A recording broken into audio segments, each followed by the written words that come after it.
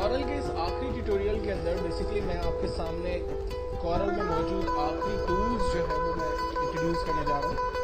जो टूल हमारे सामने इस वक्त मौजूद है वो है आई ड्रॉपर टूल। इस टूल को बेसिकली हम लोगों ने पेंट ब्रश पे भी डिस्कस किया था।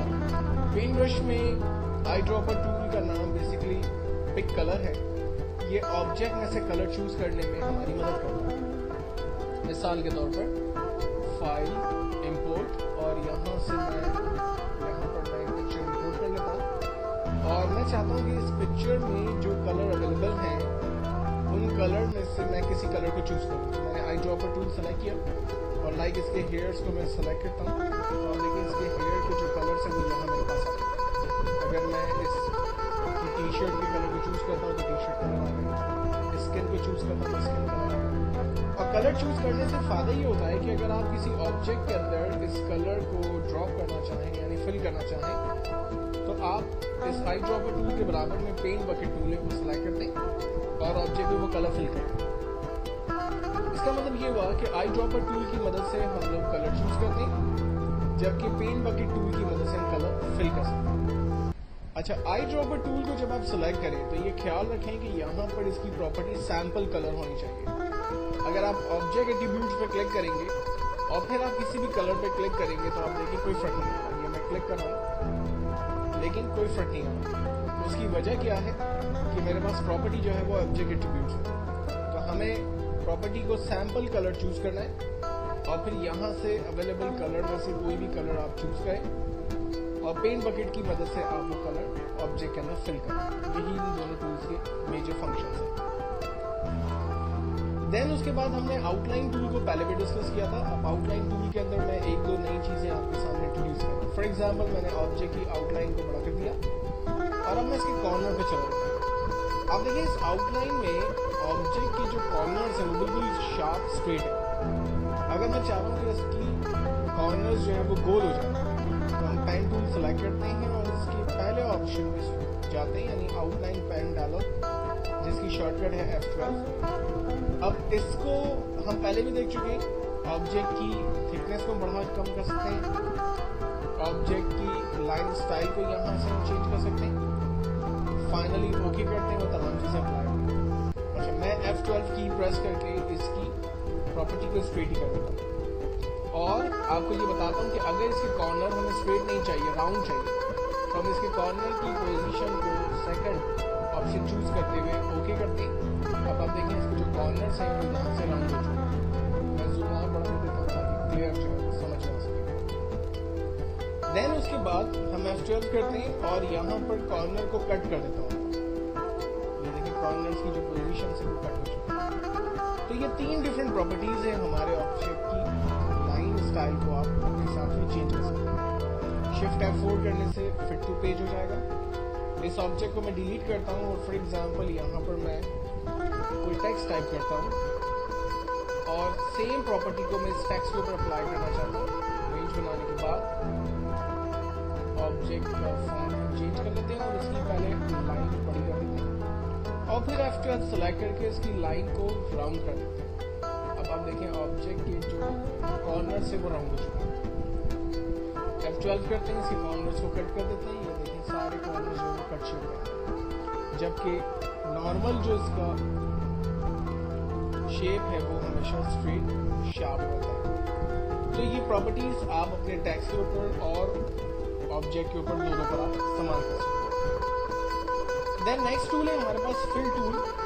अगर ऑब्जेक्ट के अंदर मैं एक सिंपल ऑब्जेक्ट ड्रॉ कर रहा हूँ और उसके अंदर कोई भी कलर फिल करना है, ये मैंने पहले ट्यूटोरियल में आपको बता दिया था कि आप अवेलेबल कलर में से किसी भी कलर पे क्लिक करते हैं वो कलर आपके ऑब्जेक्ट में फिल हो जाता है।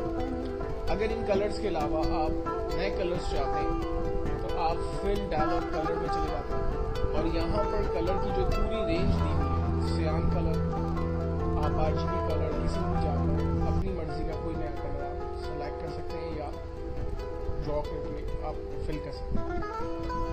कलर के अलावा मतलब सिंगल कलर के अलावा इसमें अगर मल्टी कलर फिल करना है तो हमारे पास फोर्चून फिल डायलॉग बॉक्स है जिसमें हमारे पास पहली जो टाइप है वो लिनर है। एक सिंपल स्टाइल हमारे पास आ रहा है ब्लैक एंड व्हाइट। हम बगैर कुछ किए इसको सिंपल ओके करते हैं, वो कलर ऑब्जेक्ट के अंदर फिल हो गया। आप देख सकते हैं इस वक्त व्हाइट कलर जो है वो राइट साइड पर है और लेफ्ट कलर जो है वो लेफ्ट पर जो है वो ब्लैक कलर है। मैं चाह रहा हूँ इसकी प्रॉपर्टीज को मैं चेंज कर दूँ, व्हाइट जो है वो अपोजिट डायरेक्शन में आ जाए। तो आपको करना ही है कि क्लिक करके रखें व्हाइट कलर पे और इसको घुमा दें अपोजिट डायरेक्शन। देन ओके करें। अब देखें व्हाइट जो है वो इस तरफ आ गया और लेफ्ट जो है वो अपोजिट की तरफ चला गया।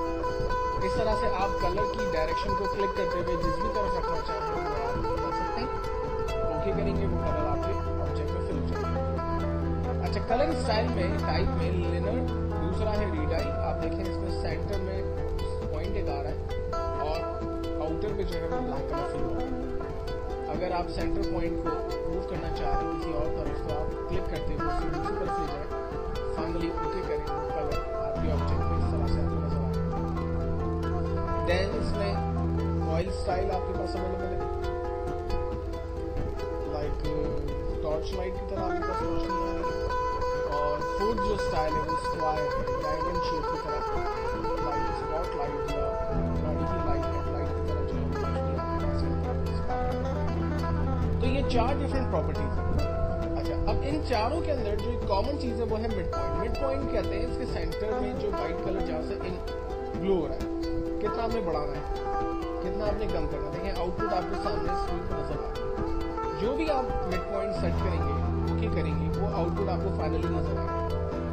अगर आप मिड पॉइंट को बढ़ा देते हैं यहाँ से तो आपका जो वाइटनेस है वो ऑब्जेक्ट पे बहुत ज्यादा बढ़ जाएगा।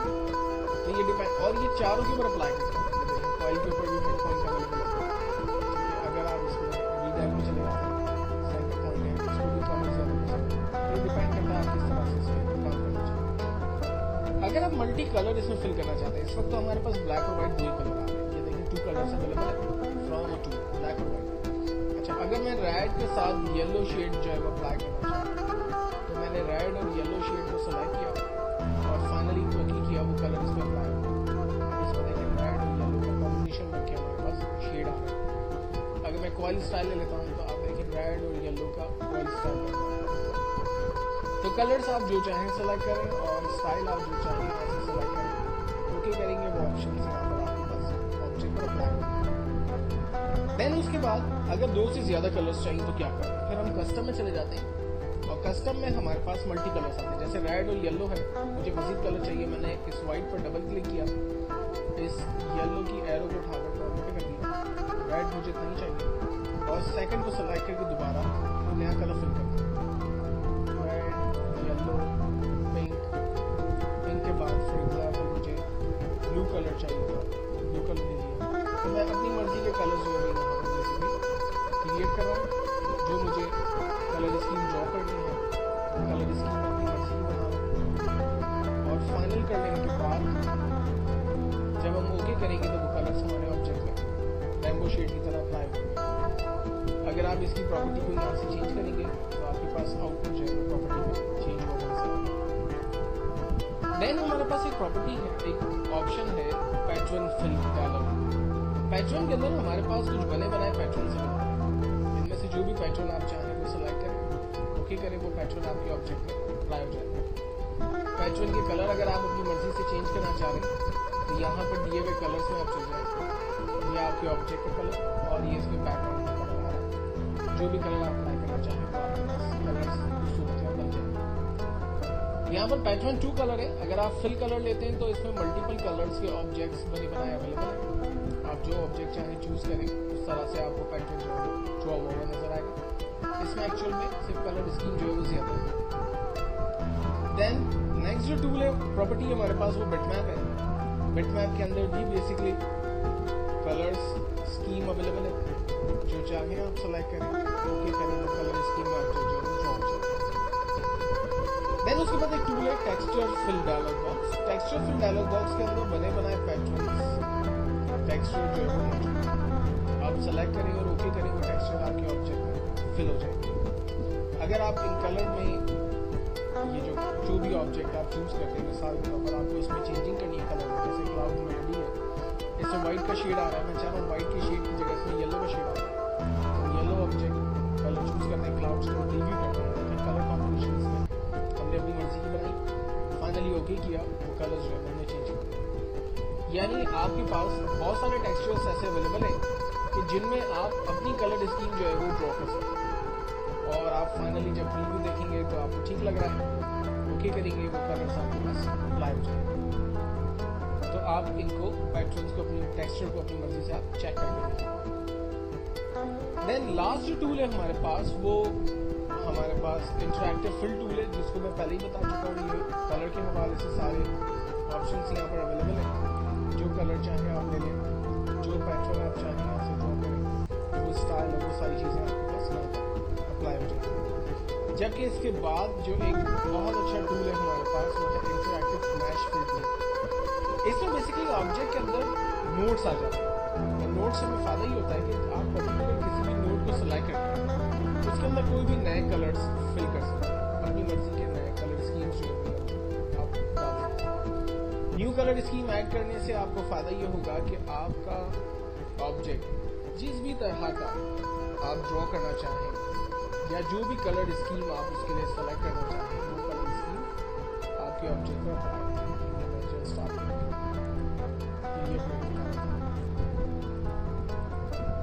मैं पहले नोट सेलेक्ट कर रहा हूँ और फिर जो भी कलर वहाँ मुझे फिल करना है उसको मैं सेलेक्ट कर रहा हूँ। तो वो कलर उस पर्टिकुलर एरिया के अंदर जाके फिल हो रहा है और एक नई कॉम्बिनेशन कलर की जो है वो क्रिएट हो रही है। फाइनल हो जाने के बाद जब आप एरो के बटन पे क्लिक करते हैं तो ये देखें आपके पास एक ऐसा ऑब्जेक्ट जिसमें मल्टी कलर मैश आपने खुद बनाया। अच्छा, इनके नोट्स को आप कम और ज्यादा भी कर सकते हैं। जैसे इस वक्त मेरे पास एक रो एक कॉलम आ रहे हैं, अगर आप इसमें बढ़ाना चाहें तो यहाँ से आप इनकी क्वांटिटी को बढ़ा भी सकते हैं। बढ़ाने से आपको फायदा ये होगा कि आप एक साथ ज्यादा एरिया को सिलेक्ट करके उसमें ज्यादा कलर्स या ज्यादा चीजें जो है अप्लाई कर सकते हैं। तो ये ऐसा नहीं है कि आप किसी पर्टिकुलर ऑप्शन को चूज करें और उसके अंदर ही सिर्फ कलर फिल करें, आप मल्टीपल काम भी कर सकते हैं। अगर आप इनकी क्वांटिटी को कम करना चाहें तो आप यहाँ से इनकी रॉज और कॉलम्स की क्वांटिटी को कम कर दें, कलर की मिक्सिंग जो है वो क्रिएट हो गई और एक नया ऑब्जेक्ट विद न्यू कलर्स आपके पास क्रिएट हो गई। तो यहाँ तक पहुँचकर एक्चुअल में कॉरल के तमाम टूल्स मैंने आपके सामने इंट्रोड्यूस कर दिए। नेक्स्ट टूल्स के अंदर, नेक्स्ट ट्यूटोरियल के अंदर मैं आपको कॉरल के कुछ सैम्पल प्रोजेक्ट्स बनाने के लिए बारे में बताऊँगा, ताकि आपको आइडिया हो सके कि अगर विजिटिंग कार्ड, लोगो या ग्रीटिंग कार्ड और इस तरह की चीज़ें या फ्लायर्स अगर हमें ड्रॉ करनी हो तो वो तमाम चीज़ें कॉरल कैसे बनती हैं। अब इन्हीं पांचों टूल्स की कुछ एडवांस टेक्निक्स को डिस्कस करते हैं। पहले मैं इन तमाम टूल्स को रिमूव कर देता हूँ। तमाम ऑब्जेक्ट्स को रिमूव करने के लिए जस्ट ऑब्जेक्ट पे क्लिक करें, डिलीट का बटन प्रेस करें और अनवांटेड ऑब्जेक्ट्स जो रिमूव करते हैं। नाउ सबसे पहले हम लोग स्क्वायर ड्रॉ करते हैं अगेन, और इस स्क्वायर के अंदर मैं इसके जूम साइज को बड़ा करता हूँ ताकि मैं बेहतर तौर पे इसको देख सकूं और उस पर काम कर सकूं। तो मैंने इसके लिए यहाँ से जूम साइज, जूम का टूल लिया और अपने ऑब्जेक्ट की रेंज बना ली एग्जैक्टली। तो मेरा ऑब्जेक्ट क्लियर तरीके से मुझे नजर आ रहा है। अब बात मुझे ये करनी है कि ऑब्जेक्ट के जो कॉर्नर्स हैं वो बिल्कुल शार्प हैं और स्ट्रेट हैं, इसलिए ये स्क्वायर लग रहे हैं, लेकिन मैं चाह रहा हूँ कि इसके जो कॉर्नर्स हों वो थोड़े से राउंड हो जाए। तो इसको राउंड करने के लिए हमारे पास प्रॉपर्टी है यहाँ पर।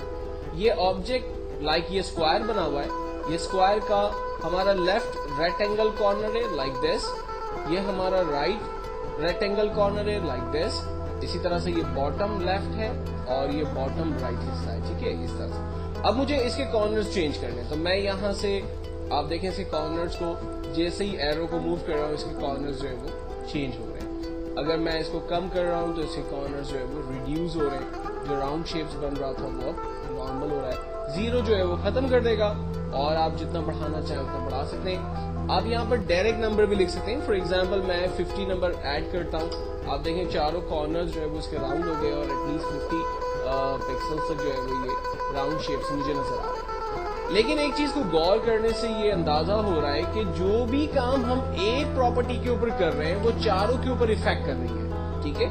मैं सिर्फ इस कॉर्नर को यहाँ से टर्न करना चाहता हूँ, इसलिए मैंने यहाँ 50% इसको राउंड करने की कोशिश की, तो अल्टीमेटली ये चारों के ऊपर इफेक्ट्स आ गया। मैं ऐसा नहीं चाह रहा था।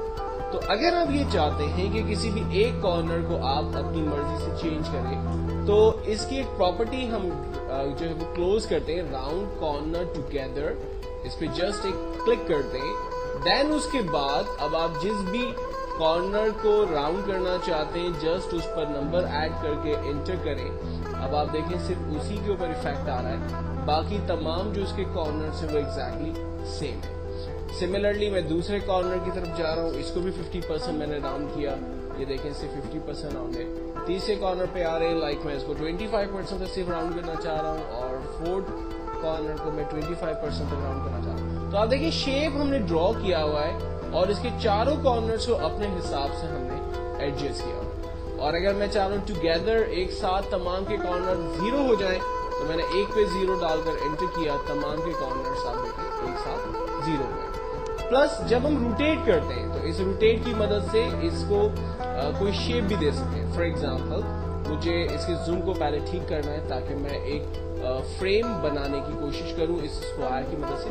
तो जूम को ठीक करने के दो तरीके। पहला तरीका ये है कि आप जूम टूल पे चले जाएं और यहाँ पर थर्ड लास्ट टूल है जूम टू पेज, जिसकी शॉर्टकट है शिफ्ट F4। या तो आप टूल की मदद ले लें या फिर आप अगर जूम बड़ा है तो शिफ्ट F4 कर दें, यानी शॉर्टकट की को प्रेस करें, आपका पेज का साइज जो है ठीक हो जाएगा। अब मुझे काम ये करना है कि जो ऑब्जेक्ट मैंने इस वक्त बनाया है इसको एक फोटो फ्रेम या एक फिश टैंक का फ्रेम जो है वो बनाना मैं चाहता हूँ। तो मैंने जस्ट एक सिंपल फ्रेम ड्रॉ किया, इसकी डुप्लीकेट बनाते हैं। डुप्लीकेट बनाने से हमें फायदा ये होगा कि हमें सेम साइज और सेम प्रॉपर्टी का एक और ऑब्जेक्ट मिल जाएगा। तो डुप्लीकेट का जो शॉर्टकट है वो कंट्रोल D है, अदरवाइज आप एडिट के मेन्यू में जाते हैं और यहाँ पर डुप्लीकेट की कमांड को यूज करते हैं।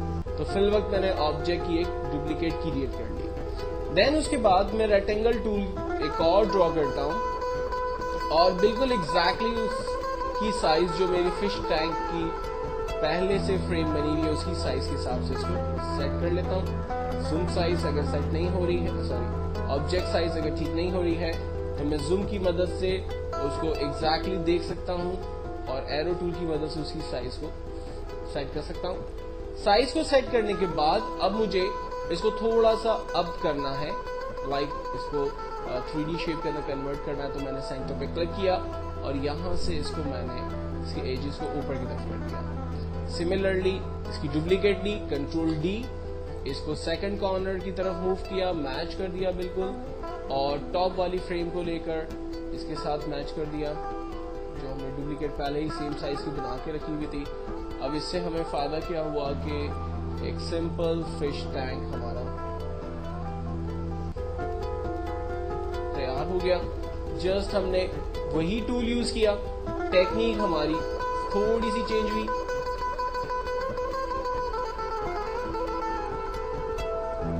कैसे हमें यूज करना है, कहां हमें यूज करना है, ये आइडिया हमने थोड़ा सा लगाया, ऑब्जेक्ट हमारा तैयार हो गया। अब ऑब्जेक्ट को तैयार करने के बाद इसमें एक जो बेसिक प्रॉब्लम आएगी वो इसको मूव करने की आएगी या इसको रीशेप साइज छोटा बड़ा करने की आएगी, क्योंकि ये 4 डिफरेंट शेप्स की मदद से बनाए गए। तो जब मैं एक को मूव करूंगा तो दूसरे के ऊपर दूसरा अपनी जगह फिक्स है, दूसरे को मूव करता हूं तो तीसरा फिक्स है, ठीक है। तो मैं इन चारों को जो है वो एक साथ कैसे सेलेक्ट करूं या मूव करूं, तो इसका आसान तरीका यह है कि आप एरो का टूल सेलेक्ट करें, इस फिश टैंक की रेंज बनाइए। रेंज बनाने से ये चारों ऑब्जेक्ट सेलेक्ट हो गए। देन टॉप पर एक टूल हमें नजर आता है ग्रुप, हम उसे ग्रुप में डाल दें। ग्रुप का शॉर्टकट है कंट्रोल G, आप प्रेस कर सकते हैं, ऑब्जेक्ट आपका ग्रुप में कन्वर्ट हो गया। ग्रुप में कन्वर्ट करने से आपको फायदा ये हुआ कि अब ये पूरा ऑब्जेक्ट एक हो चुका है। मूव करेंगे, चारों इसके ऑब्जेक्ट्स एक साथ